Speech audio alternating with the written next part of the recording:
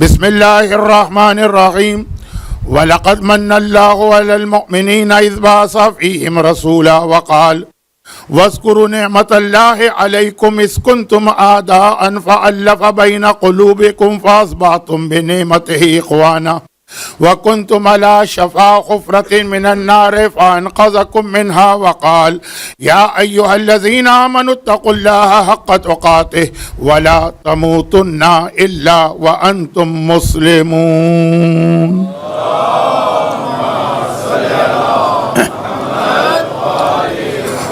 امام بارگاہ علی رضا شارجہ میں ایام عذاب اس چھٹے عشرے کی آج 7ویں مجلس ہے، اور اگرچہ آج کی رات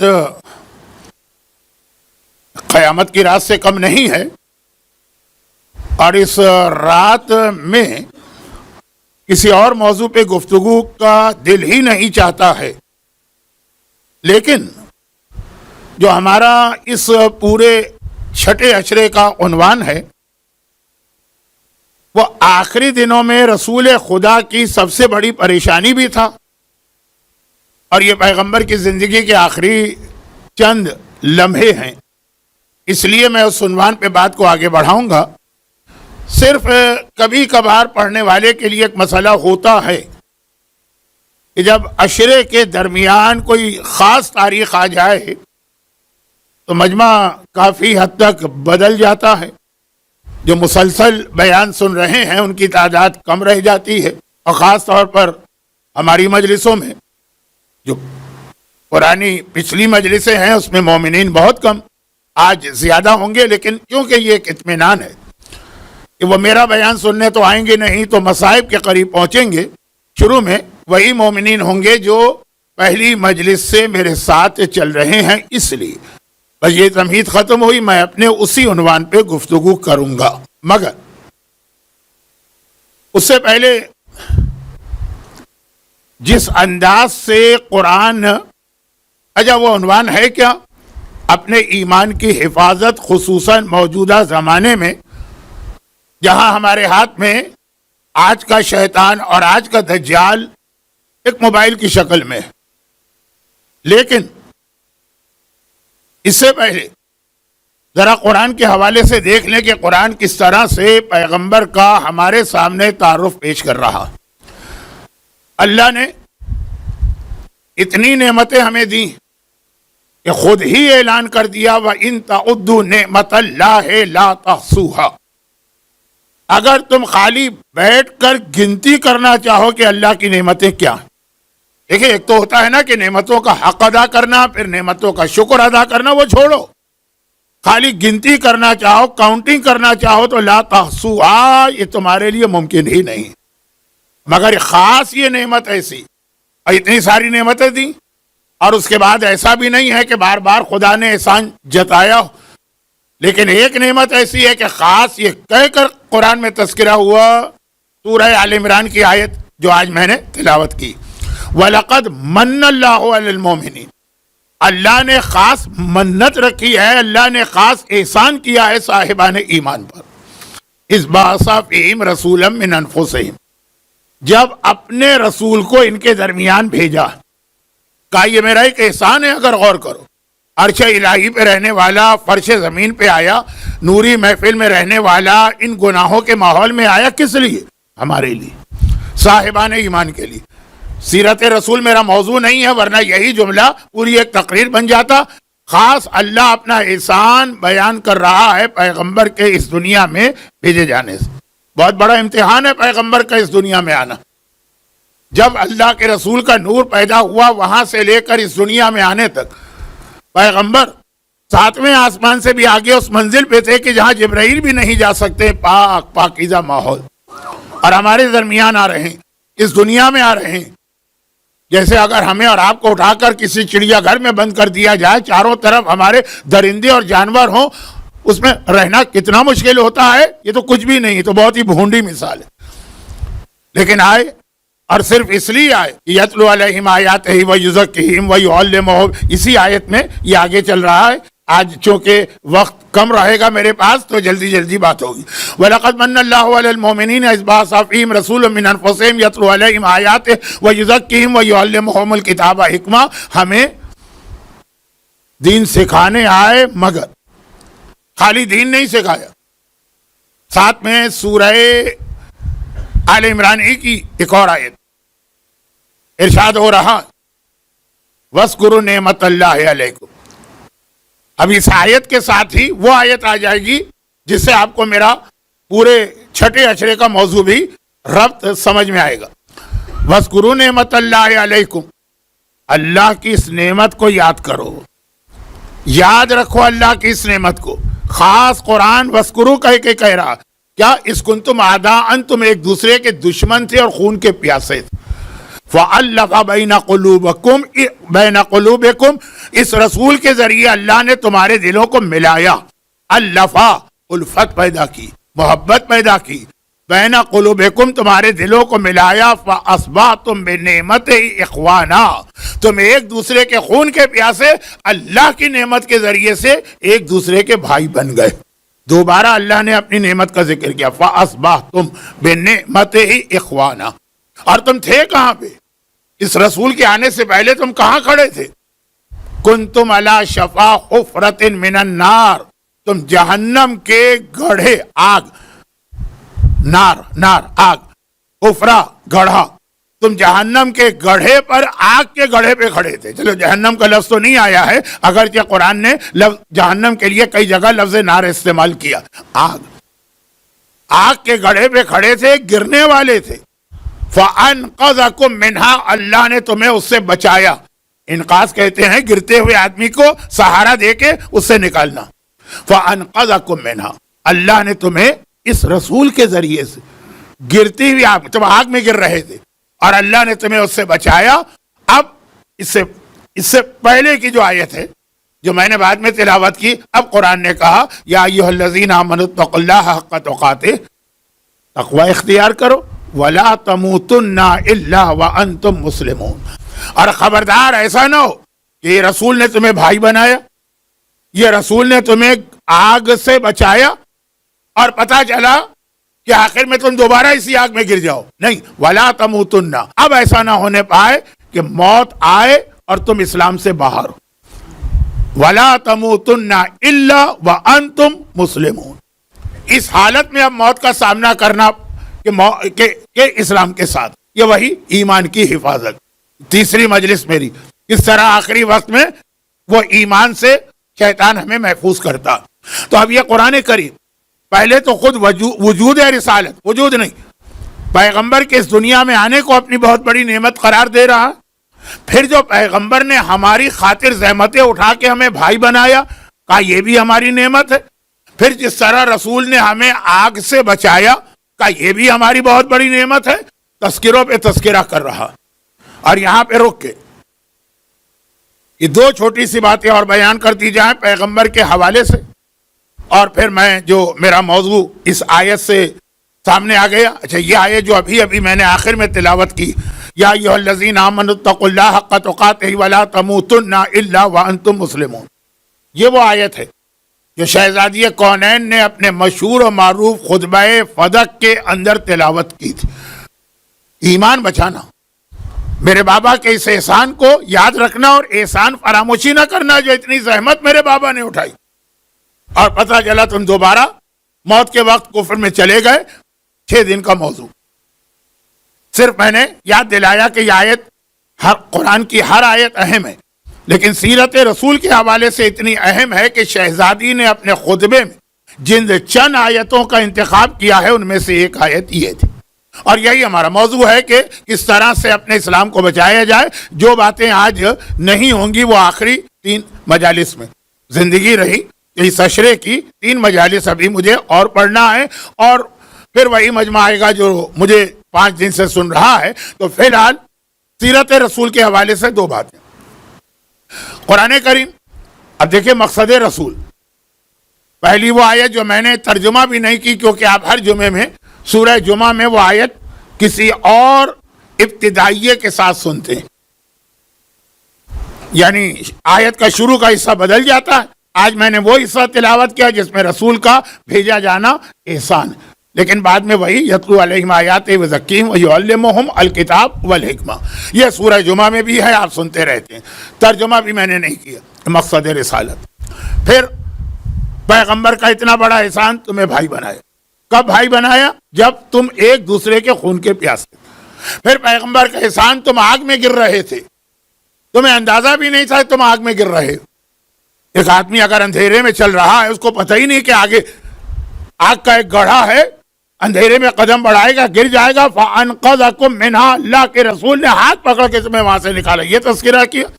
اب آئیے ایک انڈائریکٹ وے میں قرآن نے پیغمبر کا اس دنیا میں آنے کا ایک مقصد اور بیان کیا۔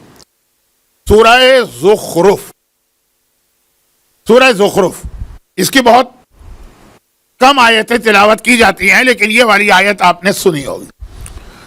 جب مکے کے کافروں کو پیغمبر پر ایک بڑا اعتراض، یہ بہت سارے اعتراض، لیکن یہ اتنا بڑا اعتراض تھا کہ قرآن کریم نے سورہ زخرف میں اس کو بیان بھی کیا اور سورہ قلم میں اس کا جواب بھی دیا۔ سورہ زخرف میں اعتراض کیا بیان کیا؟ لولا نزل ھذا القرآن علی رجل من القریتین عظیم۔ اب یہ قریش کا مطلب پورے کفار مکہ کا بہت بڑا اعتراض، لولا نزل ھذا القرآن، اللہ نے کیوں نازل نہیں کیا اس قرآن کو؟ قرآن کے نازل ہونے کے لیے آیتوں میں دو لفظ آتے ہیں، کہیں انزلنا آتا ہے، کہیں نزلہ آتا ہے۔ انزلنا کہتے دفعتن اور نزلہ کہتے ہیں تدریجن، اور وہ آیتیں دیکھنا پڑتی ہیں، انزلنا جہاں پہ آیا وہ دفعتن ہے، نزلہ جہاں پہ آیا وہ تدریجن ہے۔ میں اپنے لیے مجلس نہیں پڑھ رہا ہوں کہ میں سمجھ گیا اور مجمع نہ سمجھا تو فائدہ کیا ہوا۔ دفعتن کا مطلب ہے پورا قرآن ایک ساتھ نازل ہونا۔ کہیں یہ آیتیں آئی جیسے شب قدر، انا انزلناہ فی لیلۃ القدر، وہ ہے لوح محفوظ پر، اور کہیں نزل آیا تنزیل، تنزیل الکتاب، کئی جگہ تنزیل کہتے ہیں ٹکڑے ٹکڑے میں آنا۔ تو اب جب پیغمبر دنیا میں آئے تو قرآن ایک ساتھ پورا نہیں آیا، ٹکڑے ٹکڑوں میں آئے، ایک آیت، ایک سورہ، ایک پارہ، ایک رکوع، جو بھی ہو۔ یہاں پہ قریش کے سامنے قرآن ایک ساتھ نہیں آیا، وہ آیا ہے شب قدر میں۔ لیکن اعتراض قریش کا یہ کہ اگر اللہ کو یہ قرآن نازل کرنا تھا، لولا نزل ھذا القرآن، تو اللہ نے یہ قرآن کیوں نازل نہیں کیا علی رجل، ایسے شخص پر، من القریتین، جو ان دو شہروں سے تعلق رکھتا، مکہ مدینہ نہیں، مکہ مدینہ نہیں، سورہ زخرف کے وقت تو مدینہ تھا ہی نہیں، سورہ زخرف کے وقت مدینہ نہیں تھا، یثرب نام کی ایک چھوٹی سی کافروں کی بستی تھی۔ اس وقت مکے کے ساتھ طائف کا نام آتا تھا۔ مکے کے بڑے بڑے سرمایہ دار اور پیسے والوں کا طریقہ یہ ہوتا تھا، رہتے مکے میں تھے لیکن چھٹیاں گزارنے کے لیے ایک کوٹھی طائف میں بنائی تھی، کیونکہ طائف کا موسم، طائف کی آب و ہوا بہترین۔ اب یہ وقت نہیں ہے، میں تو فضول باتوں میں چلا گیا۔ تو طائف کا مطلب ہے بہت وہاں پیسے والے لوگ جن کا ایک گھر وہاں پہ ہوتا ہے، جس کو آج کل شاید ہالیڈے ہوم کہتے ہیں، ایک مکے میں ہوگا، بزنس سارا مکے میں، تجارتی قافلے مکے سے گزرتے ہیں، کعبے کی کمائی مکے میں ہوتی ہے، لیکن رہنے کے لیے طائف۔ تو اب قرآن کہہ رہے لولا نزل ھذا القرآن علی رجل، کیوں خدا نے یہ قرآن نازل نہیں کیا من القریتین، یہ دو شہر مکے اور طائف کے، عظیم، کسی بڑے آدمی پہ،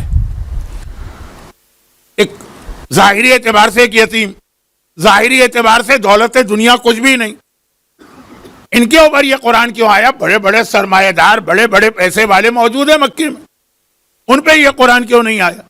تو سورہ قلم میں اللہ نے اس کا جواب بھی دیا۔ اچھا آپ دیکھیں، بہت سارے اعتراض قرآن نے نقل کیے، بہت سارے تو نہیں، چند، جواب بھی نہیں دیا۔ زحمت بھی گوارا نہیں کی گئی کہ ان لوگوں کے اعتراضات کا جواب دیا جائے، اس کا جواب دیا، اور جواب اس لیے بھی دیا کہ یہ ہمارے اور آپ کے لیے پیغام بھی ایک دینا۔ اعتراض وہ کر رہے ہیں، ابو جہل، ابو لہب، ولید، عتبہ، شیبہ، ابو البختری، ایک لسٹ ہے، مگر جو جواب دیا جا رہا ان کو بھی دیا جا رہا، ہم کو بھی دیا جا رہا۔ ہمارا تو اعتراض ہی نہیں ہے، مگر پھر بھی ہم کو جواب دیا جا رہا ہے سورہ قلم. کیا ہے مکے والوں، کس نے کہہ دیا کہ ہمارا یہ رسول جو ہے کوئی بڑا آدمی نہیں ہے؟ وہ کہہ رہے نا یہ قرآن بڑے آدمی پہ کیوں نہیں آیا؟ تو کس نے تمہیں بتا دیا کہ رسول بڑا آدمی نہیں ہے؟ اس سے بڑا کون ہوگا؟ لیکن ہاں فرق ہے، کرائیٹیریا الگ ہے. تم کہتے ہو بڑے والا جس کے پاس پیسے ہو، ڈالر ہو، پاؤنڈ ہو، جائیدادیں ہو، سونا ہو، چاندی ہو، یہ کوئی تھوڑی بڑائی. انکا لعلی خلق عظیم، ہمارا رسول اخلاق میں عظیم ہے. بڑا وہ ہے جس کا اخلاق بڑا ہوتا ہے. وہی لفظ عظیم جو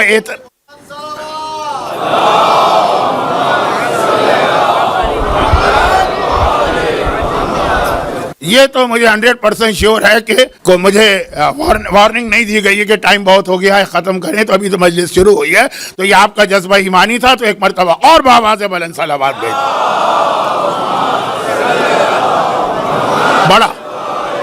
بڑا آدمی کون ہے؟ قرآن نے کہا ہمارے حبیب سے بڑا کون ہے، لیکن یہ نہیں کہا کہ نوری مخلوق ہے اس لیے بڑا ہے، کہا کہ اس کا اخلاق بڑا ہے. یہ اعتراض ان کا ہے، جواب ان کو بھی دیا جا رہا ہے، جواب ہم کو بھی دیا جا رہا ہے.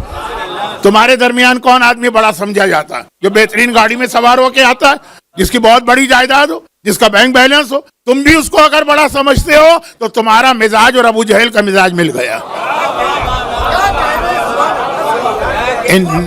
انکا لعلی خلق عظیم، ہمارا یہ رسول بڑا ہی ہے لیکن اخلاق میں بڑا ہے. اور یہاں پہ رک کے بعض علماء ایک نقطہ اور بتاتے ہیں، چونکہ میرا موضوع شروع ہو چکا ہے 6 دن اور 7واں دن بھی کچھ نہ کچھ بات کرنا ہے، تو میں جا نہیں رہا ہوں. لیکن یہ لفظ عظیم یہ اللہ اپنے لیے استعمال کرتا، اور اس طرح استعمال کرتا ہے کہ ہر مومن دن میں کتنی مرتبہ کہتا ہے سبحان ربی العظیم و بحمدہ.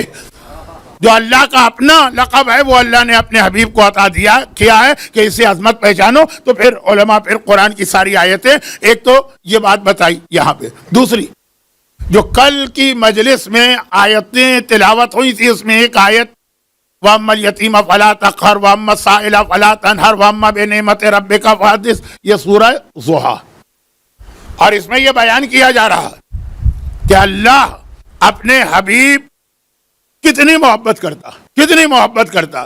وہ ایک الگ موضوع ہے کہ جب میں تمام انبیاء کے القاب بتاتا ہوں، وہ صفی اللہ ہے، وہ نجی اللہ ہے، وہ خلیل خدا ہے، وہ کلیم اللہ ہے، وہ روح اللہ، یہ حبیب اللہ ہے. تو حبیب کا لفظ کتنا اہم ہے. تمام القاب ایک طرف، حبیب سب سے اوپر ہے. لیکن یہاں پہ قرآن وہ بات کہہ رہا ہے جسے اردو کے مشہور شاعر نے ایک شعر بنا دیا. علامہ اقبال، ڈاکٹر اقبال، خود ہی کو کر بلند اتنا کہ ہر تقدیر سے پہلے خدا بندے سے خود پوچھے بتا تیری رضا کیا. اللہ نہیں لکھتا ہے تقدیر، پوچھتا جاتا ہے بتاؤ تیری رضا. جو تو کہے گا وہی تقدیر ہے، جو تو کہے گا وہی تقدیر ہے. یہ جہاں چیز ہے کیا، لوح و قلم تیرے ہیں. تو یہ جو شاعر کا خیال ہے یہ شاعری نہیں ہے، یہ قرآن کی آیت، یہ قرآن کی آیت ہے. وَالضُّحَىٰ وَاللَّيْلِ إِذَا سَجَىٰ مَا وَدَّعَكَ رَبُّكَ وَمَا قَلَىٰ وَلَلْآخِرَةُ خَيْرٌ لَكَ مِنَ الْأُولَىٰ وَلَسَوْفَ يُعْطِيكَ رَبُّكَ فَتَرْضَىٰ. اے حبیب، ڈائریکٹ پیغمبر سے خطاب کر رہا ہے قرآن. وَلَسَوْفَ يُعْطِيكَ کا عربی میں آتا ہے خطاب کے لیے. ان قریب ہم تمہیں اتنا عطا کریں گے کہ تو راضی ہو جائے گا. ساری دنیا اللہ کی رضا چاہتا ہے، اللہ محمد کی رضا چاہتا ہے. فَتَرْضَىٰ وَلَسَوْفَ يُعْطِيكَ رَبُّكَ فَتَرْضَىٰ. ہم دیتے جائیں گے یہاں تک کہ تو راضی ہوگا. اب اگرچہ آج وقت نہیں ہے لیکن پھر بھی یہاں رک کے ایک چھوٹا سا جملہ کہہ کے اپنے موضوع پہ بات آگے بڑھاؤں. لفظ آیا یوتی کا عطا. اتنی عربی تو آپ حضرات ویسے پاکستان میں رہ کر بھی جانتے ہیں، یہاں تو خیر عرب دنیا میں عطا کریں گے اتنا کہ تو راضی ہو جائے. تو اب کتنا عطا کرے؟ پوری دولت خدیجہ مل گئے، لیکن قرآن نے اس کے بعد بھی کہا کہ نہیں، ابھی تو راضی نہیں ہوا، ہم تمہیں عطا کریں گے وہ کہ تو راضی ہوگا. یہ لفظ عطا پھر کہاں پہ آیا؟ انا اعطیناک الکوثر.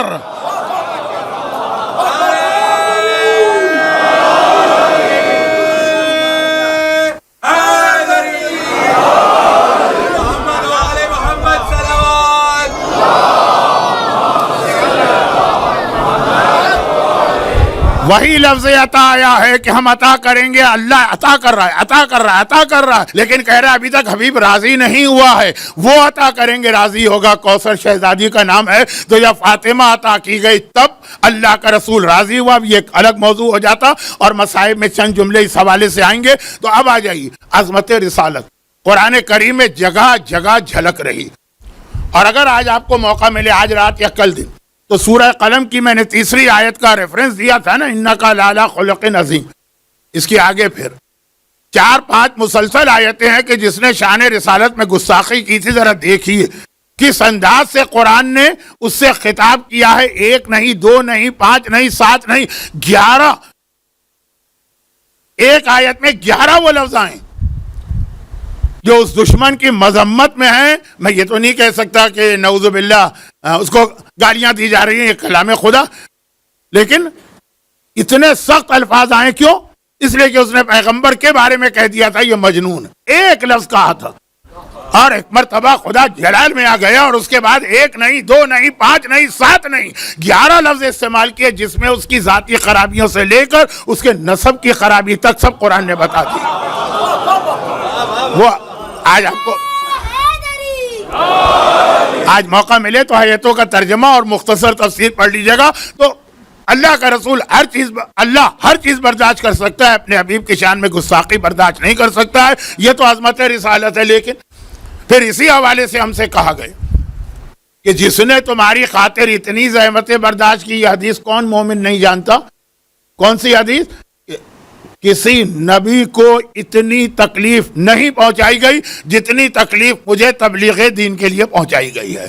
اتنی زحمتیں برداشت کی. اب یہ تو نہ ہو کہ تم ہدایت پا کر دوبارہ وَلَا تَمُوتُنَّ إِلَّا وَأَنْتُمْ مُسْلِمُونَ رَبَّنَا لَا تُزِغْ قُلُوبَنَا بَعْدَ إِذْ هَدَيْتَنَا کی منزل آ جائے. تو اب سیرت رسول اب آگے بڑھیے.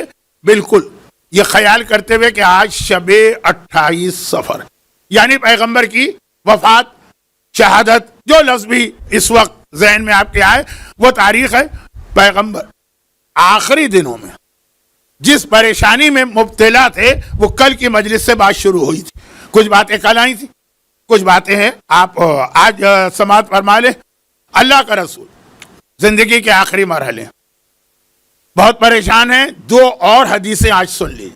یہ حدیثیں ہیں، ایک تو ماہ سفر کی حدیث ہے، وہی سفر جس میں رسول دنیا سے رخصت ہوئے، اور ایک غالباً یا ذی الحجہ کی آخری تاریخیں ہیں یا محرم کی شروع تاریخیں. کون سا؟ رسول کی زندگی کا محرم، جب ابھی کربلا کا واقعہ نہیں ہوا تھا، یعنی غدیر خم سے واپس آنے کے بعد. 18 تاریخ کو غدیر خم سے آئے، 28 صفر کو پیغمبر دنیا سے رخصت ہوئے. یہ 2 مہینے اور 10 دن کا جو ٹائم پیریڈ ہے اس میں یہ حدیث پیغمبر نے ارشاد فرمائی. لوگوں نے ایک مرتبہ پیغمبر کی پریشانی کو دیکھا. یا رسول اللہ آپ پریشان نظر آ رہے ہیں. کہا کیوں؟ کہا کہ جبرائیل میرے پاس جب آخری وحی لے کے آئے، پیغمبر کے بعد وحی کا سلسلہ بند، اب وحی نہیں آ سکتی. خود مولا نے جو رسول خدا کی میت پہ کھڑے ہو کے مرثیہ کہا، اس میں ہی جملہ کہ آپ دنیا سے گئے، وحی کا سلسلہ کٹ گئے. تو پیغمبر فرماتے ہیں، میں یہ روایت کو بہت مختصر اس لیے پڑھ رہا ہوں کہ 25 منٹ ہو گئے اس مجلس میں، اور آج مجھے صرف بیان 45 منٹ کا کرنا ہے مصائب کے علاوہ، تو مشکل سے 20 منٹ باقی بچے ہیں اور بہت ساری باتیں ہیں. تو حدیث کو مختصر کر رہا ہوں کیونکہ مشہور حدیث. کہا کہ میں نے، پیغمبر کہہ رہے ہیں، جب جبرائیل آخری وحی لے کے آیا اور یہ کہا کہ یہ آخری وحی ہے، اس کے بعد اب وحی کا سلسلہ ختم. کون سی وحی؟ خالی رسول کی نہیں، آدم سے جو وحی کا سلسلہ جاری ہوا، 1,24,000 انبیاء سے سلسلہ گزرتا ہوا، پیغمبر پہ آ کے اب یہ پر منٹ وحی بند ہو رہی ہے، آدم سے لے کے آج تک والی. تو میں نے پوچھا کہ جبرائیل، تو اس کا مطلب یہ ہے کہ اب تم جا رہے ہو، اب دنیا میں نہیں آؤ گے؟ کہا کہ نہیں اللہ کے رسول، 10 مرتبہ تو اللہ مجھے دوبارہ اس دنیا میں بھیجے گا. اچھا کیوں بھیجے گا؟ بہت مشہور حدیث ہے، علماء نے پورا اشرا پڑھا ہے، کیونکہ عشرے کے لیے یہ بالکل مناسب حدیث ہے. 10 چیزیں 10 مجلس. پیغمبر نے کہا کیوں؟ کہا کہ آؤں گا، ایک کام مجھے دیا جائے گا لیکن وہ الٹا کام ہوگا. ابھی تک میں آتا تھا آسمان سے کچھ لے کر، یعنی وہی. کبھی آدم، کبھی نوح، کبھی ابراہیم، کبھی موسیٰ تو خیر کوہ طور، لیکن ان کو بھی شروع میں وہی ملی، عیسیٰ آپ، لیکن اب جو مجھے بھیجا جائے گا الٹا کام ہوگا، اب لے کے نہیں آؤں گا، اب لے کے جاؤں گا۔ کیا لے کے جاؤ گے؟ جبرائیل نے تفصیل بتائی، اس کا آخری جملہ پیغمبر کی زندگی کی آخری حدیثوں میں سے ایک کہا، مثلا نہیں، یہ چیزیں ہیں، آؤں گا اور ایک مرتبہ دنیا سے امانت لے جاؤں گا، سارے فراڈیے دھوکے باز دنیا میں نظر آئیں گے آپ کو، ایک دوسرے کا گلا گھونٹنے اور ایک دوسرے کی جیب کاٹنے کو تیار، اور پھر مثلا سچائی لے جاؤں گا، کوئی سچ بولنے کو تیار نہیں، بغیر ضرورت کے، کوئی ضرورت ہی نہیں ہے جھوٹ بولنے کی، عادت بن گئی، مزاج ہو گیا۔ اور میں آؤں گا تو مثلا نوجوانوں سے توبہ لے کے چلا جاؤں گا، جوانی ہے، جوش جوانی ہے، غلطیاں ہوتی ہی ہیں، یقیناً اگر کوئی ہم سے کہے کہ مولانا آپ بڈھے ہو گئے، آپ کو کیا پتا جوانی کیسی ہوتی ہے، ہم بھی گزرے ہیں جوانی سے، ہاں اس وقت یہ خطرناک میڈیا نہیں تھا، لیکن غلطیاں ہوتی تو اللہ نے اس کے لیے توبہ رکھی، جوانوں سے توبہ کا جذبہ ہی لے جاؤں گا۔ اور وہ بات چل رہی ہے حدیث، اور عورتوں سے حیا لے جاؤں گا، عورتیں ہوں گی لیکن حیا کہیں نظر نہیں آئے گی۔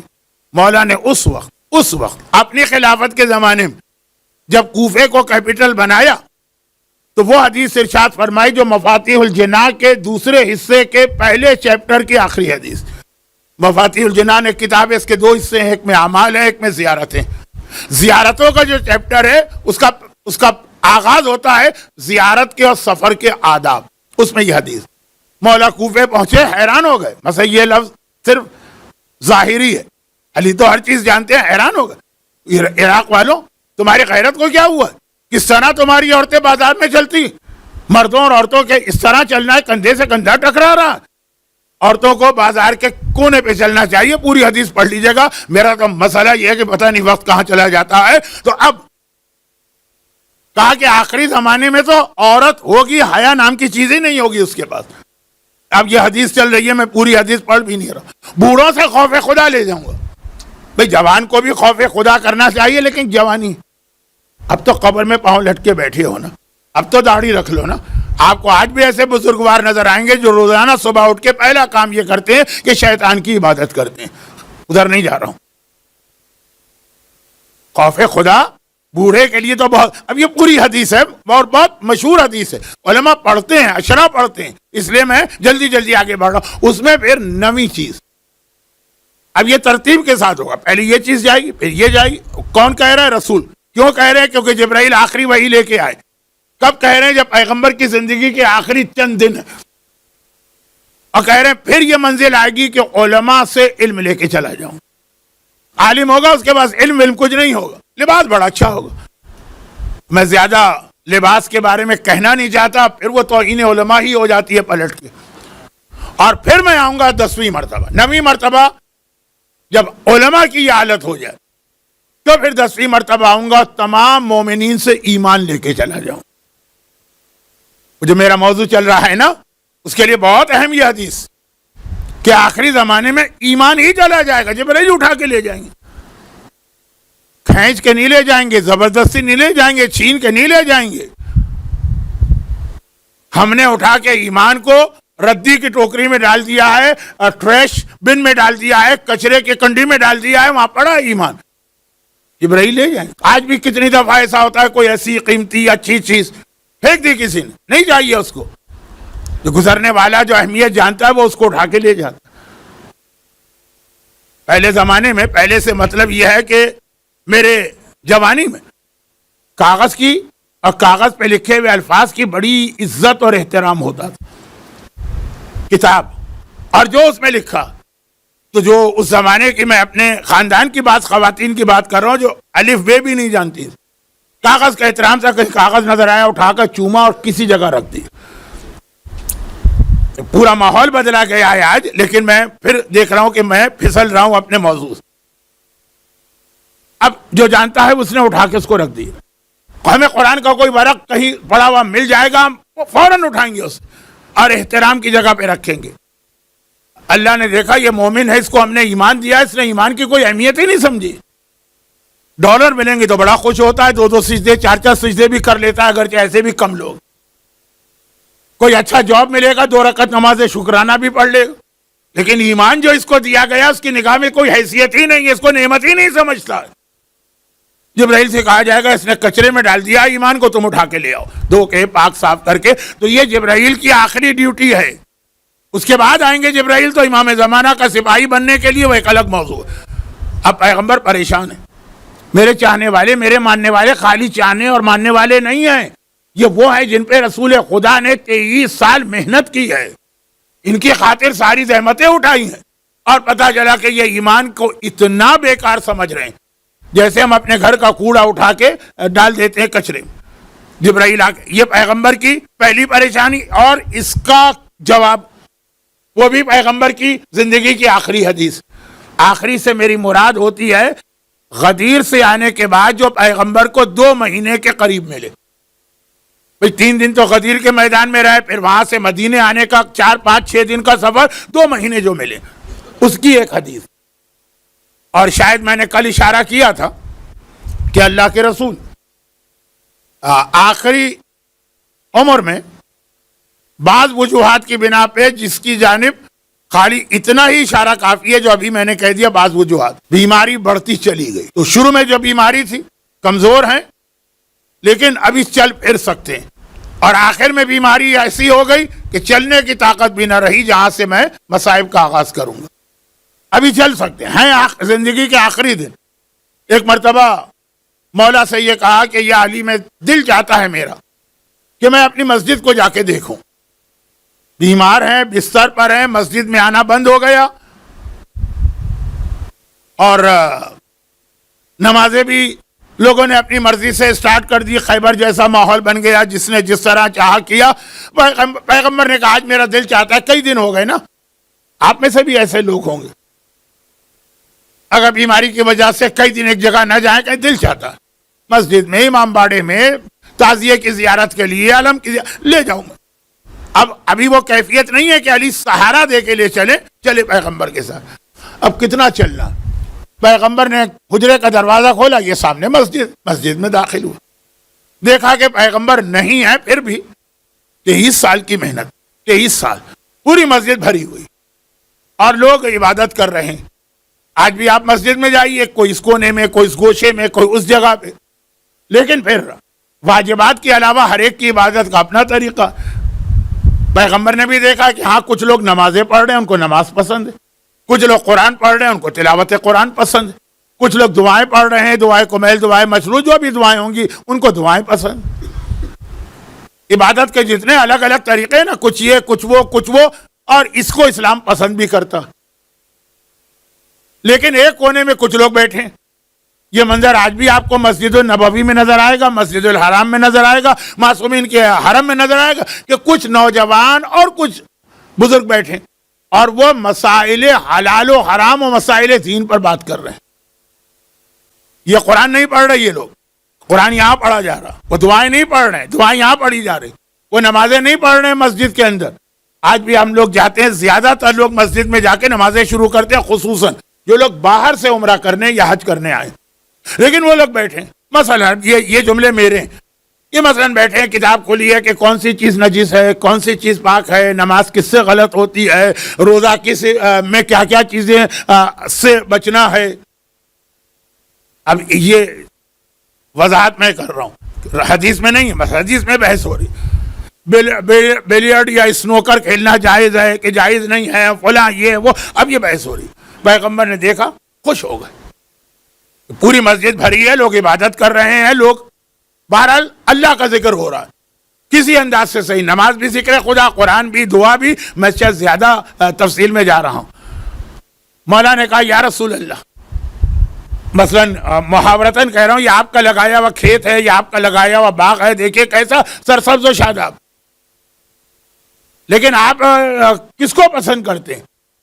پیغمبر نے فرمایا سب اچھا کام کر رہے ہیں، لیکن بہترین کام وہ لوگ کر رہے ہیں جو گوشے میں بیٹھے ہوئے چند مسائل پہ بات کر رہے ہیں۔ میں ان کے درمیان بیٹھنا پسند کرتا ہوں، یہ کہہ کے مجمع کو چیرتے ہوئے وہاں گئے اور ان کے درمیان بیٹھ گیا، اور پھر ایک جملہ کہا کہ جو یہ کام کر رہے ہیں اسی کی خاطر تو اللہ نے مجھے دنیا میں بھیجا۔ یہ جو دین کا علم اور شریعت کا علم دو، پھر اس سے کہو کہ شریعت پہ عمل کرو۔ وہ پورا سال قرآن پڑھ رہا ہے، مثلا اور قرآن لے کر آیا ہے کسی سے چھین کر یا چوری کر کے یا حرام پیسے سے، وہ پورا سال نمازیں پڑھ رہا ہے، پتہ چلا غلط وضو سے نمازیں پڑھ رہا ہے، خمس نہیں نکالا اس پیسے کا جس سے وضو کیا ہے مثلا، ساری عبادتیں غلط ہو رہی ہے نا. جس کو میں اکثر ذرا بھونڈی سے مثال کے ذریعے دیتا ہوں کہ سارا کما رہے ہیں اور اس جیب میں ڈال رہے ہیں جو پھٹی ہوئی ہے.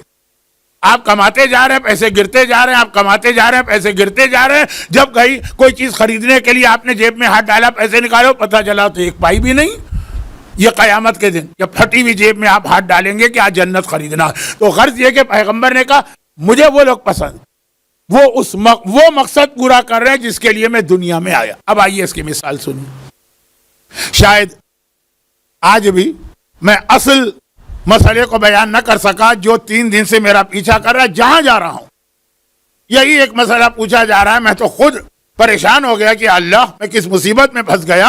اتنی زندگی بھر اتنے مسئلے بتائے، آج تک یہ مسئلہ نہیں پوچھا گیا جو یہ مسئلہ آغاز سیستانی کا ہے. لیکن آج چھوڑے کل جو لوگ آج کی مجلس میں آئے ہیں ان کو یہ بھی نہیں پتا میں نے کیا پڑھا اور ان کو یہ بھی نہیں پتا کہ اس پہ کیا سوال ہو رہے ہیں. لیکن ایک چھوٹی سی بات، اور وہ یہ کہ یہ لوگ جو بیٹھے ہیں جو مسائل دین پہ بات کر رہے ہیں یہ شیطان سے بھی بچ جائیں.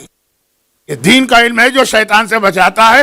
اب ایک ضمنی بات ہے، یہ کل کی مجلس کی ایک تمہید.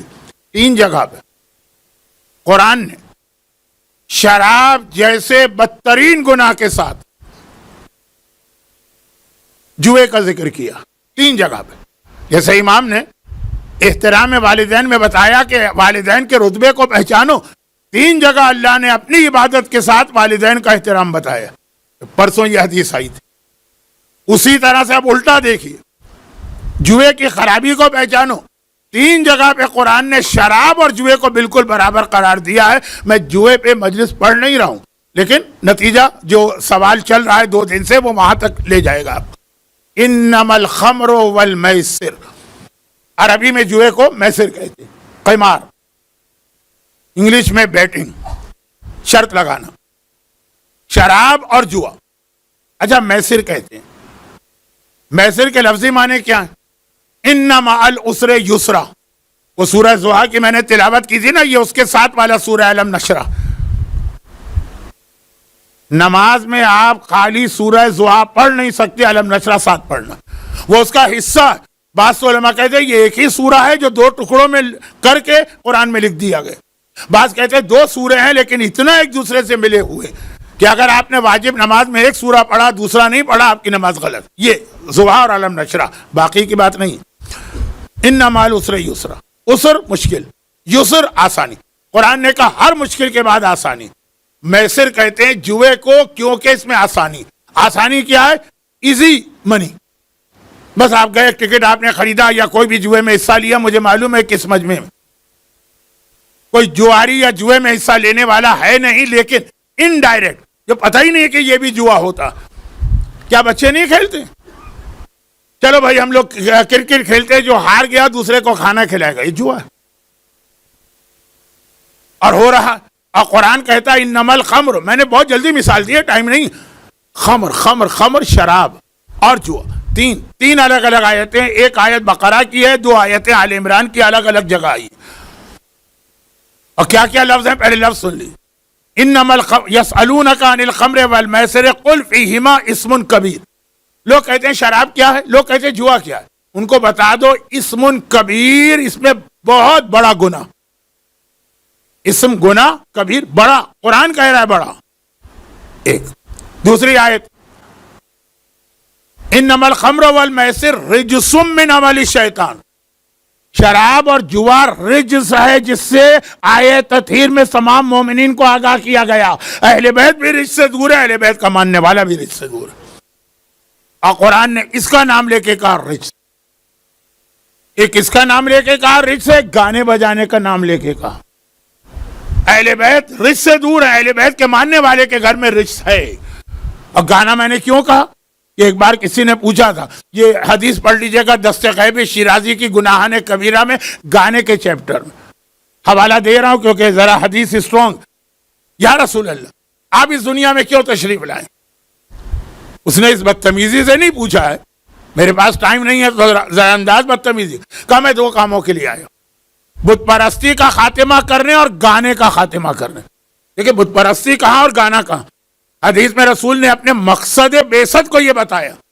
پوری ایک مجلس اس کے اوپر ہے میری, لیکن آج تو مجلس چھوڑیں, 2 منٹ بھی بیان کرنے کا وقت نہیں.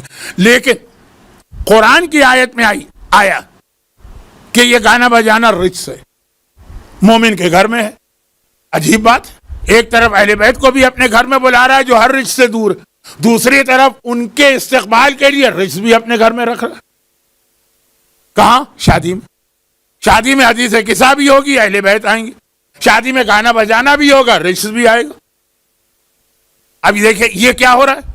اہل بیت کے لیے کتنی اذیت ہے جس رجس سے اللہ نے ہمیں خلقت سے وقت سے دور کیا. ہمارا دشمن رجس نہ لا سکا, ہمارا چاہنے والا رجس لا رہا. لیکن کیوں؟ لا علمی میں. مومن جان بوجھ کے تو یہ غلطی نہیں کر رہا ہے نا, لا علمی میں. وہی بات ہوئی, پیغمبر نے کہا وہ گروہ بہترین کام کر رہا ہے, وہ کام کر رہا ہے جو میرا مقصد بعثت. اس سے وہ غلطیاں ہوں گی جو یہ جان بوجھ کے نہیں کر رہا ہے. کوئی مومن جو کہے کہ میں اہل بیت کو رجس میں لے جاتا ہوں, لیکن اس کو پتہ ہی نہیں کہ گانے کو قرآن نے رجس کہا. لا علمی, یہ مسئلہ یہاں پہ بن رہا. تو خیر آیت چل رہی تھی جوئے کو بھی, رجس من عمل الشیطان, کہا یہ رجس ہے اور شیطان کا عمل. لیکن قابل توجہ بات یہ کہ 2 چیزیں جو ساتھ ساتھ بیان ہو رہی ہیں دونوں ایک جیسی ہوں گی نا, شراب اور میسر, جوا. اور پھر تیسری آیت کہا کہ شیطان یہ چاہتا ہے ان یوقع بینکم العداوۃ بالخمر والمیسر, وہ تمہارے درمیان دشمنی پیدا کرنا چاہتا ہے. مجلس کہاں سے شروع ہوئی تھی؟ پیغمبر نے محبت پیدا کی, یہیں سے مجلس شروع ہوئی تھی نا. آیت وہی تلاوت کی تھی, پیغمبر نے محبت پیدا کی. اور سورہ مائدہ کی آیت 160 میں قرآن کہہ رہا ہے شیطان ان یوقع بینکم العداوہ. اتنی آسان عربی ہے کہ آپ بھی سمجھ رہے ہیں کہ تمہارے درمیان عداوت و دشمنی پیدا کرے. پیغمبر محبت پیدا کرنے آئے ہیں, شیطان دشمنی پیدا کرنے آیا. قرآن کہہ رہے ہیں مگر یہ دشمنی کیسے پیدا کرے گا؟ بالخمر والمیسر, کبھی شراب کے ذریعے کبھی جوئے کے ذریعے. یعنی یہ جوا وہ چیز ہے جو پورے مقصد رسالت کو ختم کر رہا. مقصد رسالت محبت اور جوا ہے عداوت. اور پھر کہا وَيَصُدُّكُمْ عَنْ ذِكْرِ اللَّهِ, اور جوے کے ذریعے تمہیں اللہ کے ذکر سے روکتا. زیادہ تر جہاں اسنوکر ہوتا ہے وہاں کا ماحول بھی ایسا ہوتا ہے. خالی یہ گناہ اسنوکر کا نہیں, اس کے بعد ماحول, میوزک چل رہی ہے, نامحرم لڑکے لڑکیاں ایک ساتھ وہاں پہ بیٹھے ہوئے ہیں, ہنسی مذاق ہو رہے ہیں. یہ موضوع ذرا سا آج کے مجمع کے لیے مناسب نہیں. ان کو پتہ ہی نہیں کہ 2 دن سے کیا ہنگامہ چل رہا. لیکن یہ اشارت کہ یہ قرآن نے بتایا, اور یہیں پہ وہ حدیث آئی کہ اب اس کے ذریعے سے اگر پیسہ ملتا ہے, آپ لوگوں کو پیسہ ملتا نہیں, آپ کو دینا پڑتی ہے فیس. لیکن اب وہ بات ہو رہی ہے جوئے کی, کیونکہ مجھے پتا ہے کہ ہماری قوم میں کتنے لوگ اس خرابی میں مبتلا ہیں. حتیٰ یہ جملہ کہہ دوں ممبر کے خلاف تو نہیں, حتیٰ لوگوں نے اپنی بیویاں اور بچیاں تک جوئے کے اندر ہاری ہیں اور دے دی. اور یہ بات ہو رہی ہے 500 سال پرانی نہیں, 5 مہینے پرانی جو کیس میرے پاس آیا تھا. خیر تو اب ادھر نہیں جاتا, اسی لیے بار بار کہا گیا دین کا علم سیکھو, ورنہ تم لا علمی کے اندر وہ گناہ کرو گے جس سے زیادہ تکلیف والا کوئی عمل نہیں ہے اہل بیت کو.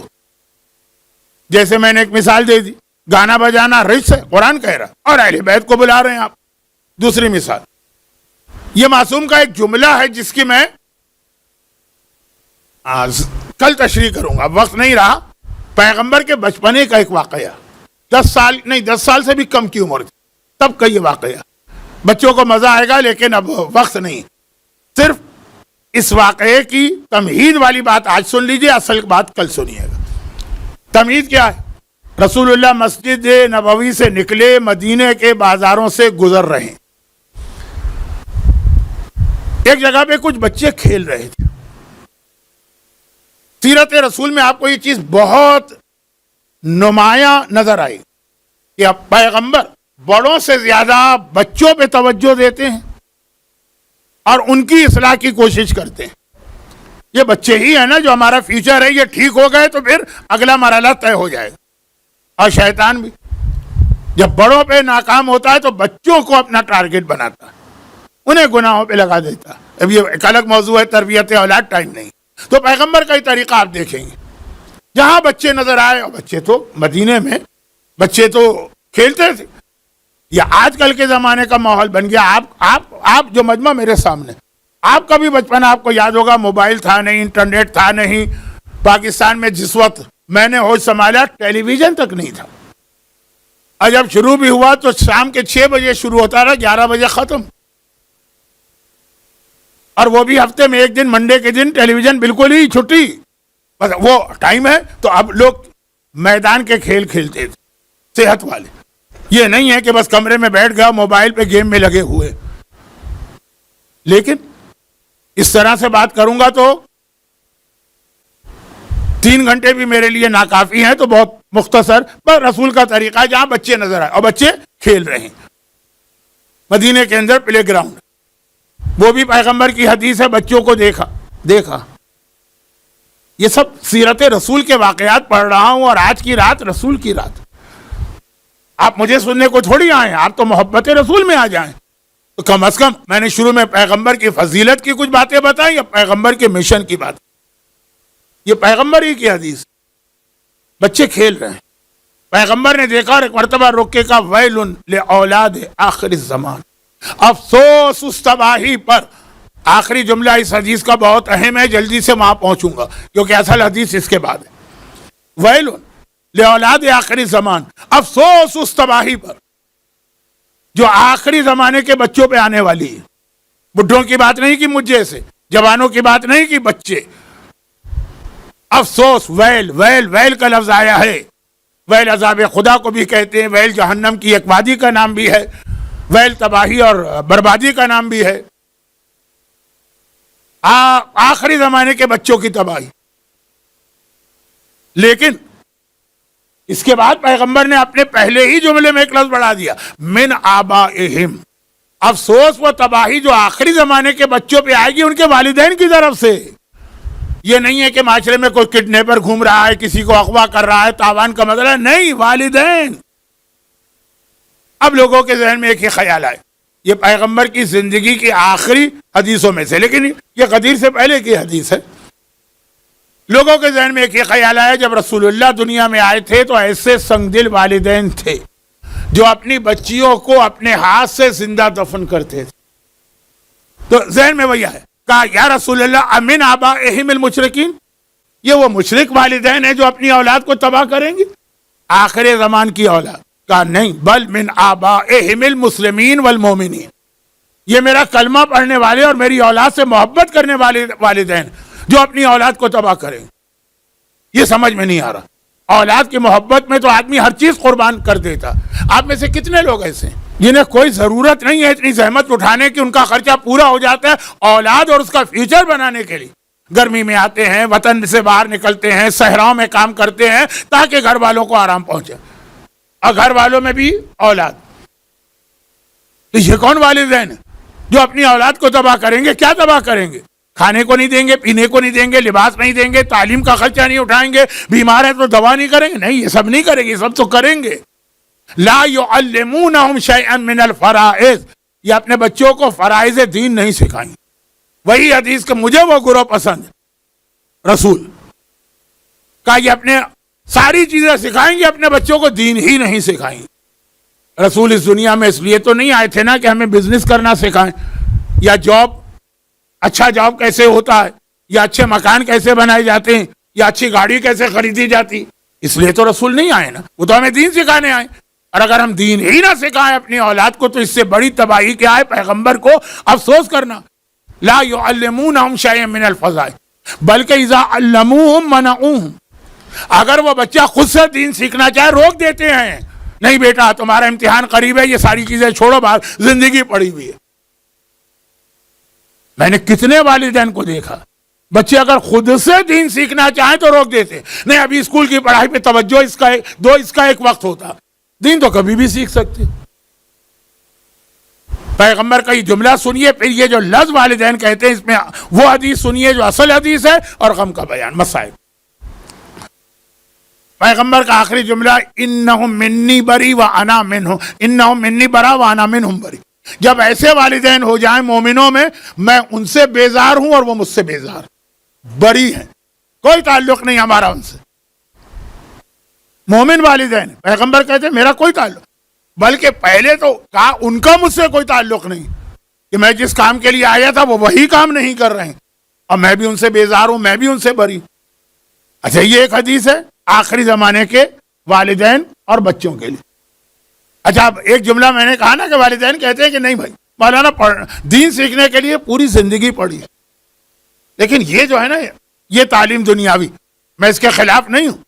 زمانے کے امام کو ہماری قوم میں بہترین پروفیشنلز چاہیے، وہ امام کی فوج ہوگی، مگر اگر اس کی وجہ سے آپ دین کو چھوڑ رہے ہیں، کیا کہہ کر ان کی بات نہیں کرتا جو کہتے ہیں تو ساری نان سینس باتیں، اس میں کیا رکھا ہے کہ وضو کے اتنے واجبات ہیں اور نماز کے اتنے مبطلات ہیں، یہ کوئی دین ہے؟ بس جیسا دل چاہے عبادت کرو، قبول کرنے والا اللہ ہے، کو مولوی ملا نہیں. ان کی تو بات ہی نہیں کر رہا. وہ تو میری مجلس سے 4-5 میل دور سے گزرتے ہیں کہ کہیں بھولے سے بھی کوئی جملہ کان میں نہ پڑ جائے. لیکن جو لوگ ان چیزوں کی اہمیت کو جانتے ہیں وہ بھی کہتے ہیں کہ وقت ہے دین کا. اب وقت ہے کہ نہیں ہے یہ حدیث، یہ بھی بہت مشہور حدیث ہے. مجھے نہیں پتا کہ یہ حدیث مشہور ہے کہ نہیں، لیکن میں بہت پڑھ چکا ہوں زندگی میں. اور یہ آج کی آخری حدیث ہے اور یہ اصل حدیث ہے، اور اس سے پھر وہ جو 2 دن سے مسئلہ چل رہا ہے نا وہ کل حل ہوگا. وہ حدیث یہ ہے کہ وہی کہ رسول مسجد سے نکلے، دیکھا بچے کھیل رہے ہیں. ہیلدی اسپورٹس پیغمبر پسند کرتے تھے؟ نہیں، خود کھیلا کرتے تھے. پیغمبر کے گھوڑوں کی ریس اور اونٹوں کی ریس میں حصہ لینے کے کتنے واقعات. سیرت رسول کا بہت اہم حصہ. اب پیغمبر کا اونٹ ریس میں ہار بھی گیا، وہ واقعہ بھی ہے، لیکن وہ سارے واقعات بیان کرنے جاؤں گا تو اصل چیز رہ جائے گی. تو بچے کھیل رہے ہیں، پیغمبر کو پسند آئے، پیغمبر ادھر آ گئے. اچھا بچوں کو بھی پتا ہے کہ اللہ کے رسول ہم سے کتنی محبت کرتے ہیں، سب اپنا کھیل چھوڑ کے دوڑ کے آ گئے. بھائی آپ کے سامنے آ جائیں تو آپ کی تو کیا کیفیت ہوگی، آپ تو بڑے، بچوں کو بھی پتا. چنانچہ سب دوڑ کے آئے، پیغمبر کے قریب پہنچے، پیغمبر سے ملے. ایک بچہ اکڑا کھڑا رہا، نہیں آیا وہ. خیر پیغمبر اس کی جانب بڑھنے لگے. یہ 2 منٹ کی زحمت ہے، 9:25 ہونے والے ہیں، تو بس مجھے اپنا تقریر والا حصہ مکمل کرنا ہے. پیغمبر اس کی جانب بڑھے، وہ نہیں آ رہا. پیغمبر گئے. اس نے جو دیکھا تو پیغمبر کو دیکھ کر ایسی گالیاں اس کی زبان پہ آ گئی اور وہ بھاگا. اصحاب رسول مکے میں برداشت نہیں کر سکتے تھے کہ کوئی پیغمبر کی شان میں گستاخی کرے، جبکہ مکہ دشمنوں کا شہر تھا. ابو جہل، ابو لہب، امیہ ابن خلف جیسے مظالم.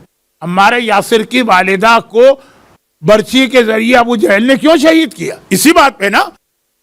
پہلے تو ٹارچر کر رہا ہے، لیکن ایک دفعہ آ کر ان کے منہ پر پیغمبر کی شان میں گستاخی کرتا ہے، گالی نما جملہ زبان پہ لاتا. برداشت نہیں کر سکا انہوں نے جناب سمیہ ابو جہل کے چہرے پہ تھوک دیا. پتا ہے کہ یہ اتنا مغرور سردار ہے. رایت الذی یکذب بالدین فذلک الذی یدعو الیتیم، یہ ابو جہل کی رعایت آئی، لیکن پیغمبر کی شان میں گستاخی برداشت نہیں، منہ پہ تھوک دیا. اور وہ آگ بگولا ہو کے قریب کھڑے ہوئے غلام سے برچی چھین کی جناب سمیہ کی ناف کے نیچے برچی ماری، وہ شہید ہو گئے. ہم مکے میں برداشت نہیں کرتے تھے، جبکہ وہاں پہ ہم مجبور تھے، مظلوم تھے، مقہور تھے. مدینہ ہمارا شہر ہے، یہاں ہمارے سامنے کوئی گستاخی کرے پیغمبر کے لیے، سب اس کو پکڑنے اور سزا دینے کے لیے دوڑے. پیغمبر نے روک. وہ جو کہتے ہیں نا کہ جی مولانا دین تو سیکھ لے گا بہت وقت، یہ او لیول، اے لیول، یہ کالج، یہ اسکول کی تعلیم، یہ پروفیشنل ڈگری، اس کا تو یہی وقت ہے. اور یہ ضروری ہے لیکن دین کے ساتھ. تو پیغمبر نے روک دیا، کہا کہاں جا رہا ہو؟ یا رسول اللہ آپ کی شان میں گستاخی کا اس کا تو قصور ہی نہیں، قصور اس کے باپ کا ہے. اچھا باپ کو لوگ جانتے ہیں، وہ بڑا محب رسول ہے، محب رسول، واقعاً محب رسول. جیسے ابھی میں نے ایک مثال دی تھی کہ آپ شادی میں حدیث قصہ پڑھ کے گانا لگاتے ہیں تو اس لیے نہیں کہ نعوذ باللہ آپ اہل بیت کے دشمن ہیں، آپ محب ہیں اور واقعاً دل کی گہرائی سے محب ہیں، مخلص محب ہیں، لیکن لا علمی. تو اب یہاں بھی پیغمبر نے کہا کہ باپ باپ کہاں چلو، سب کو لے کے چلے، اس کے گھر پہنچے، اس کے لیے تو گویا عید کا دن آ گیا، پیغمبر میرے گھر میں تشریف لا رہے ہیں۔ تو آج کل تو کہا جاتا ہے نا، محاورے بھی بدلتے ہیں نا، جیسے میں نے کل بتایا تھا، پہلے لوگ کہتے تھے ہم غریب ہیں روٹی چٹنی نہیں ہے، آج کہتے ہیں ہم غریب ہیں ہمارے پاس اسمارٹ فون نہیں۔ تو اب یہ کہ عید کا دن آج لوگ کہتے ہیں کہ نہیں وہی کیا، وہ اس کا جیک پاٹ لگ گیا، تو اس کی سمجھ میں نہیں آ رہا کیسے پیغمبر کا استقبال کرے، لیکن دیکھا سارا مجمع سناٹے کے عالم، سب کے چہرے کے اوپر بہت ہی زیادہ غصے کے تاثرات ہیں۔ کسی سے پوچھا بھائی کیا بات ہے؟ کہا یہ آج مدینے کا واقعہ ہے، تمہارے بچے نے شان رسالت میں ایسی کھلی کھلی گستاخی کی، دوڑ کے گھر میں گیا، تلوار لے کے آیا، مجھے نہیں چاہیے ایسا بیٹا، اپنے ہاتھ سے قتل کروں۔ پیغمبر نے کہا رک جا، بچے کا قصور نہیں ہے، تیرا قصور۔ کل مولود یولد علی فطرت الاسلام ولکن ابواہ یحودانہ او یجوسانہ او ینصرانہ۔ ہر پیدا، یہ رسول کی حدیث، ساری حدیثیں سارے واقعات آج میں نے رسول کے ہی بیان کی۔ ہر پیدا ہونے والا بچہ اسلام پہ پیدا ہوتا ہے، جو ہمارے یہاں کہا جاتا ہے بچہ معصوم۔ یہ والدین ہیں جو اس کو یحودانہ او ینصرانہ او یجوسانہ، یجوسان مجوسی دین، ینصران نصارہ کا دین، یحودان یہودیوں کا دین، یہ والدین وہاں لے جاتے۔ پیغمبر نے کہا تیرا قصور، پیدا تو معصوم تھا۔ یا رسول اللہ میرے گھر میں تو آپ کی ہر وقت محبت ہے۔ کہا لیکن یہ بتا تو اپنے بچوں کو جو کھانے پینے کا انتظام کرتا ہے، مال تیرا پورا حلال ہے؟ اب سر جھکا لی۔ ہر بزنس میں، یہ بزنس مین، جاب والے میں تو پھر بھی امکان ہے، لیکن وہاں بھی بہت گناہ۔ کہا یا رسول اللہ آپ کو پتا ہے مدینے کے مارکیٹ میں ہمارا کمپٹیشن کافروں سے، اتنا اگر شریعت کا خیال کرنے لگے تو روٹی چٹنی بھی گھر میں نہیں ہوگی۔ یہ ہر بزنس مین کا مزاج، جب ملے گا کمپلین کرے گا کہ اس سال نقصان و گھاٹا، 1 کروڑ کمائیں کا نقصان۔ میں نے کہا کیا نقصان ہے؟ کہا کہ ویسے 2 کروڑ کمانا تھا تو ایک ہی ملے ہیں، تو یہ نقصان ہوا کہ نہیں ہوا 50%۔ یہ مزاج بن جاتا ہے سوائے چند مخلص کے جو اللہ کا شکر کرتے ہیں۔ پیغمبر نے کہا جو اپنی اولاد کو مال حرام پہ پال رہا ہے وہ اپنی اولاد کو دشمن رسول و اسلام بنا رہا ہے۔ یہ حرام کی غذا پہ پلنے والا حرام کی اولاد ہے، جو ہمارے یہاں لفظ غلط معنوں میں استعمال ہوتا ہے۔ اب یہ پیغمبر کا فرمان، اگر آپ نے اس کو غلط غذا پہ پال کے بڑا کر دیا اور آپ نے کہا جی ٹائم ہے بعد میں سیکھ لے گا، اب ٹائم کہاں رہا؟ آپ نے تو اس کا ڈی این اے چینج کر دیا۔ اب اگر وہ پورا زندگی بھی خالی بیٹھا ہوگا دین نہیں سیکھے گا۔ یہ اصل ٹائم وہ نہیں ہے کہ جو آپ کہتے ہیں جب وہ ڈگری لے لے گا اور اکاؤنٹنٹ بن جائے گا اور ایم بی اے ہو جائے گا، بی بی اے ہو جائے گا اور سی اے ہو جائے گا، پتہ نہیں کیا چیز ہے مجھے نہیں معلوم، یہ سب ہو جائے گا پھر دین سیکھے گا۔ وہ تو بدل چکا ہے اس وقت۔ اور یہ کہاں سے خرابی آتی ہے؟ جو مولا کا ارشاد، میں نے مولا کا ارشاد ہے، اس پہ بات ختم کروں، میں نے آج تک کسی پیسہ کمانے والے کو نہیں دیکھا جس نے بغیر مسئلے سیکھے ہوئے پیسہ کمایا ہو اور اس کے یہاں حرام نہ آیا، خود بخود آ جاتا، معلوم ہی نہیں نا ہمیں، چاہے ہم جاب کر رہے ہوں، چاہے ہم بزنس کر رہے ہوں، چاہے ہمیں حکومت، یہ آپ کا مسئلہ نہیں ہے، لیکن آپ لوگ جہاں جانے کی فکر میں ہے نا کہ پھر کینیڈا جانا ہے تو پھر امریکہ جانا ہے تو یورپ جانا ہے، چاہے حکومت آپ کو گھر بیٹھے دے رہی، حرام آ ہی جاتا۔ اور یہ پیغمبر کی بہت بڑی ٹینشن تھی آخری وقت، ہمارے ماننے والوں اور چاہنے والوں کا ایمان ختم نہ ہو۔ پیغمبر اسی لیے کہہ رہے ہیں مسجد میں آئے اس حالت میں کہ بیمار ہیں، لیکن کہا میں اس گروہ کے ساتھ بیٹھوں۔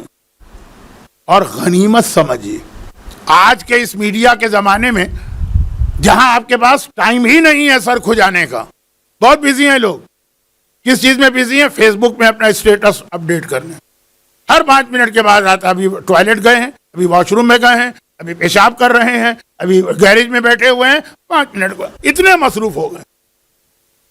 یہ پتہ نہیں اسٹیٹس اپڈیٹ کرنا کیا بیماری ہے، لیکن بہرحال میڈیا کے لیے خواتین کو جانتا ہوں 22 گھنٹے بیٹھی ہوئی ہیں وہ فیس بک کے اوپر، شاید فیس بک تو پیچھے رہ گیا، واٹس ایپ اب شاید آگے نکل گئے۔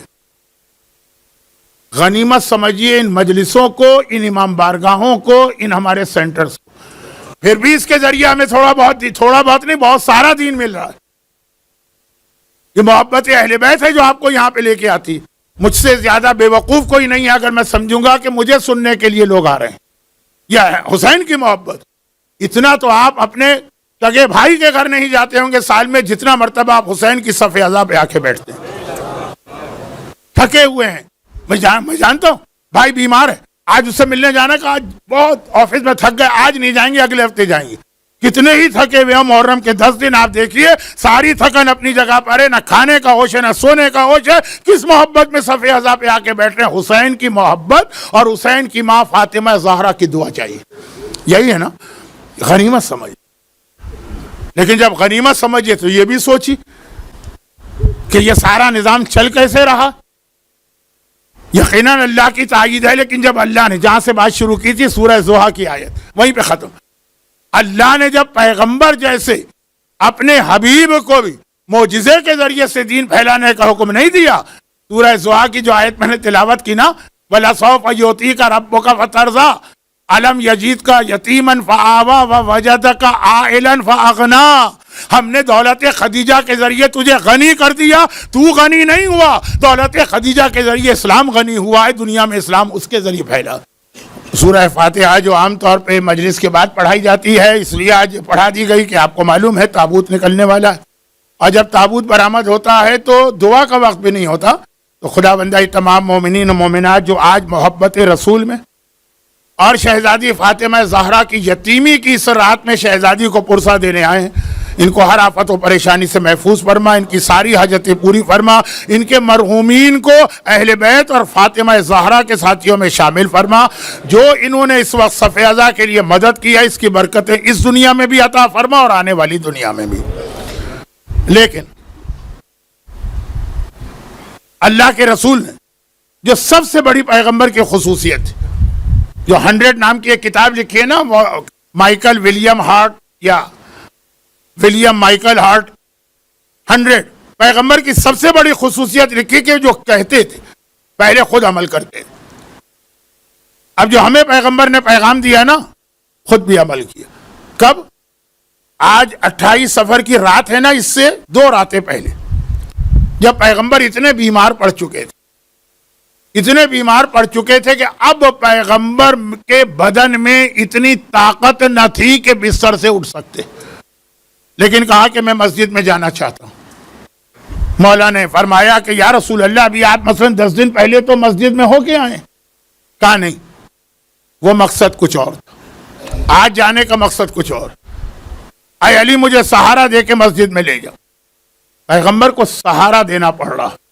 ایک طرف سے رسول کے ایک چچا ہیں حضرت عباس, انہوں نے پیغمبر کو سہارا دیا, دوسری جانب سے مولا نے پیغمبر کو سہارا دیا.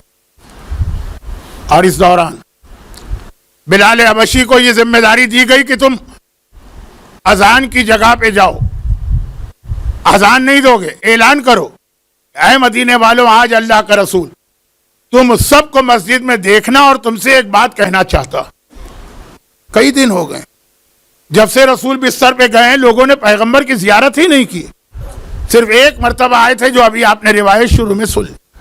تڑپ کے لوگ آ رہے ہیں, سارے کام چھوڑ کے آ رہے ہیں. مسجد میں اتنا مجمع ہو گیا کہ عید و بقرعید کو بھی اتنا مجمع نہ ہو.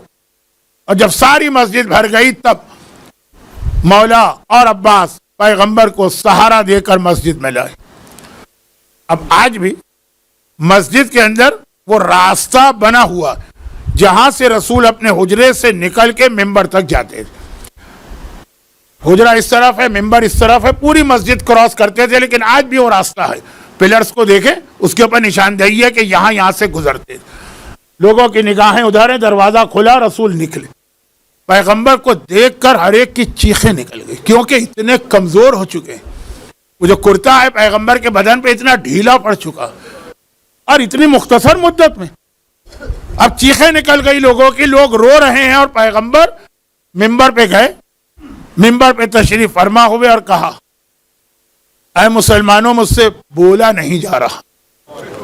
یاد ہے نا مولا کی بھی آخری حدیث یہی تھی, سلونی سوال کرو, لیکن آج مختصر سوال کرنا. آج علی اتنا کمزور ہو چکا ہے کہ تمہارے تفصیلی جواب نہیں دے سکتا. وہ فاتح خیبر تھا, وہ قاتل مرحب و انتر تھا. پیغمبر کی بھی وہی کیفیت.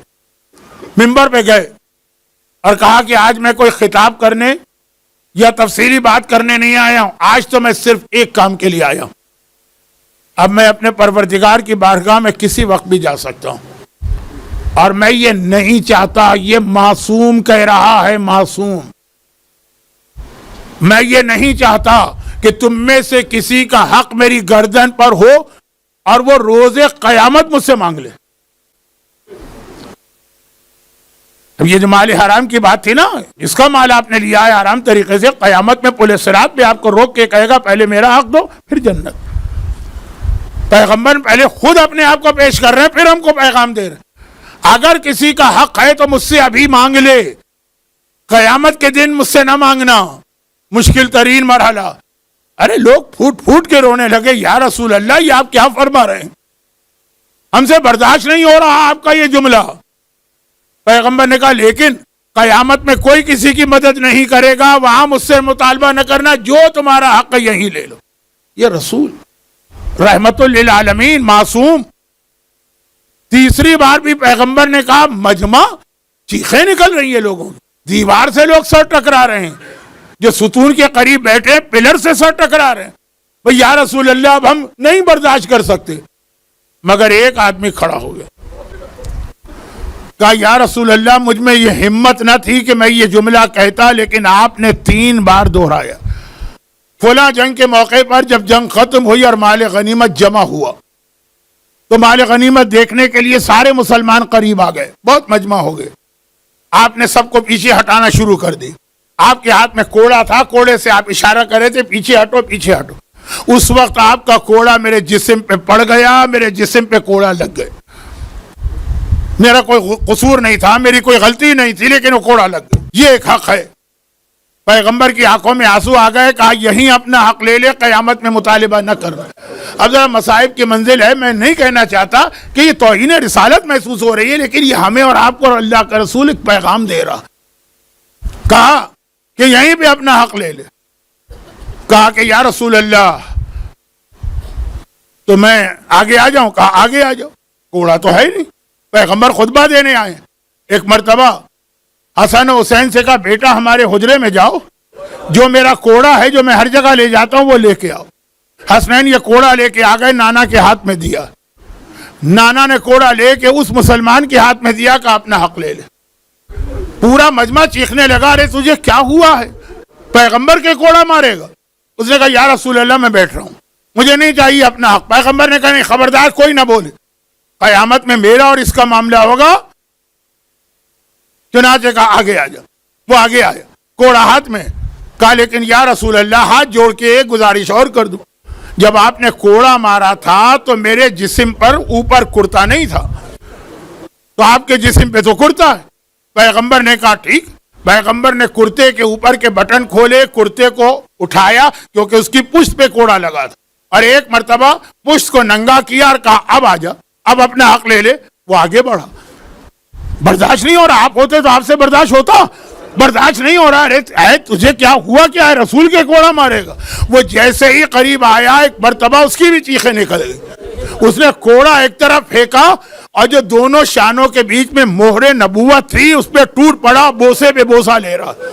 یا رسول اللہ میری یہ مجال کہ میں آپ کے کوڑا ماروں، میں تو مہر نبوت کی زیارت کرنا چاہتا تھا اور اسے بوسا دینا چاہتا تھا، میں نے سوچا اسی حوالے سے چنانچہ بوسا دیا، مسلمانوں کی سانس میں سانس آئی اور ایک بار پیغمبر واپس اپنے حجرے میں گئے۔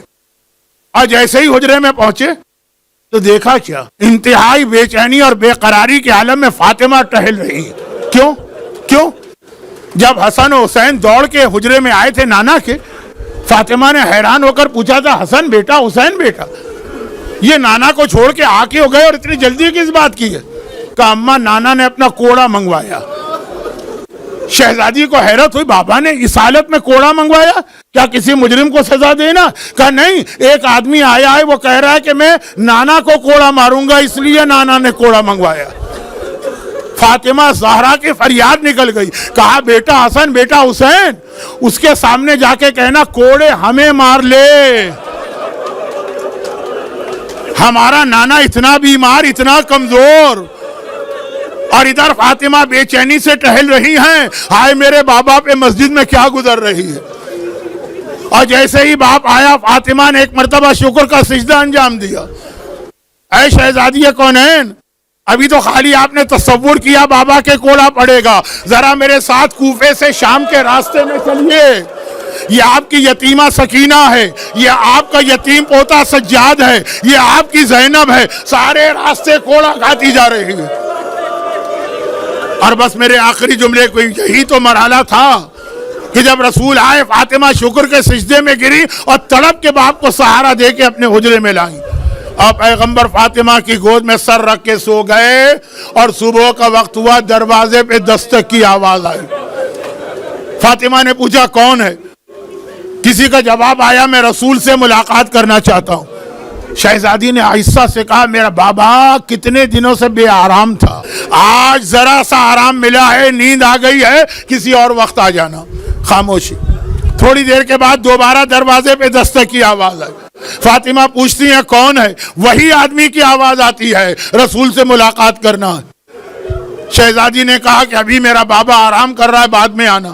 جب تیسری مرتبہ دستک کی آواز آئی اور وہی آواز آ رہی ہے اس آدمی کی بھی، رسول سے ملاقات کرنا ہے۔ اب رسول کی بیٹی کو جلال آ گیا، ایک مرتبہ اس کو جب جواب دیا تو آواز ذرا بلند ہو گئی، اے آنے والے، بار بار منع کر رہی ہوں، میرا بابا بے آرام نہ کر، بڑی مشکل سے تو سویا ہے۔ پیغمبر نے آنکھیں کھولی، کہا فاطمہ بیٹی اس کو اندر آنے دے۔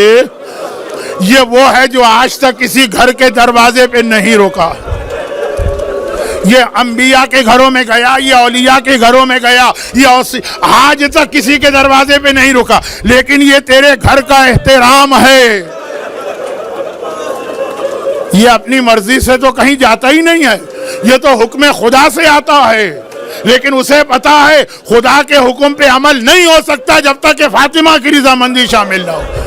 یہ ملک الموت ہے۔ ایک بار فاطمہ نے کہا آ جا، ملک الموت نے پیغمبر بڑے ادب اور احترام سے ہاتھ جوڑ کے پیغمبر کی روح کو قبض کیا، پیغمبر دنیا سے گئے۔ فاطمہ ایک بار بابا کی میت پہ گری، ہائے میں یتیم ہو گئی۔ شہزادی آپ کے رخسار پہ تماچا تو نہیں لگا نا؟ آپ کی کمر پہ کوڑا تو نہیں پڑا نا؟ وہاں ننھی بچی باپ کے لاشے پہ گری ہے، کہیں سے تماچے لگ رہے، کہیں سے کوڑے پڑ رہے، اور پھر گرچہ لوگ کہیں اور مصروف تھے لیکن مولا نے بڑے احترام سے پیغمبر کا وہ تابوت اٹھایا جو ابھی آپ کندھا دینے والے ہیں، لیکن ایک جملہ جو ہمیشہ آپ سنتے ہیں، یہ فاطمہ جو آج اپنے گھر کا اتنا احترام دیکھیں کہ ملک الموت بھی آئے تو بغیر میری اجازت کے قدم آگے نہ بڑھائے، جب اگلے دن یہ جملہ سنے، فاطمہ گھر کا دروازہ کھولو ورنہ ہم تمہارا گھر جلا دیں گے۔ فاطمہ کو یقین نہیں آ رہا، ملک الموت بھی نہیں ارے میرا بابا بھی میری اجازت کے بغیر نہیں آتا، مگر آنے والے نے خالی دھمکی نہ دی، آگ لے کے آیا، کوڑا جلا، گھر جلا، کوڑا پڑا، پسلیاں ٹوٹی، فاطمہ ہائے بابا کہہ کے گری، اور ادھر تابوت آ گیا۔ اپنی اپنی جگہ سے کھڑے ہوئیے، تابوت آ گیا، فاطمہ کو پرسا دیجئے، فاطمہ یتیم ہو گئی۔ ہائے رسول خدا، ہائے فاطمہ۔